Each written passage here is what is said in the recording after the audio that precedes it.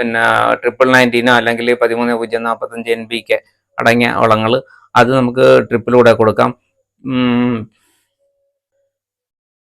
പിന്നെ വെണ്ടയ്ക്ക് വരുന്ന പ്രധാന രോഗം എന്ന് പറഞ്ഞു കഴിഞ്ഞാൽ ഇലചുരുട്ടി പുഴുവാണ്. ഇലചുരുട്ടി പുഴു നമ്മൾ സ്റ്റാർട്ടിങ് സ്റ്റേജിൽ തന്നെ ചുരുണ്ട് വരുന്ന ഇലയൊക്കെ നമ്മൾ പിച്ചി എടുത്തിട്ട് ഒരു കുഴിയിലിട്ട് മൂടി നശിപ്പിക്കുക.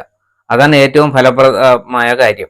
നമ്മൾ ഇത് സ്പ്രെഡായി കഴിഞ്ഞാൽ പിന്നെ നമ്മുടെ കൺട്രോളിൽ നിൽക്കില്ല. പിന്നെ നമുക്ക് ഏതെങ്കിലുമൊക്കെ പിന്നെ കീടനാശിനികളോ അതുപോലെ തന്നെ ജൈവ കീടനാശിനികൾ എന്തെങ്കിലുമൊക്കെ നമുക്ക് ഉപയോഗിക്കാൻ പറ്റുള്ളൂ. അത് നമുക്ക് ബിവേറിയ ഉപയോഗിക്കാൻ പറ്റും. 1 ലിറ്റർ വെള്ളത്തിൽ ഒരു 5 ml എടുത്ത് സ്പ്രേ ചെയ്ത് കഴിഞ്ഞാൽ അത് ഫലവത്തായിട്ട് കാണുന്നുണ്ട്.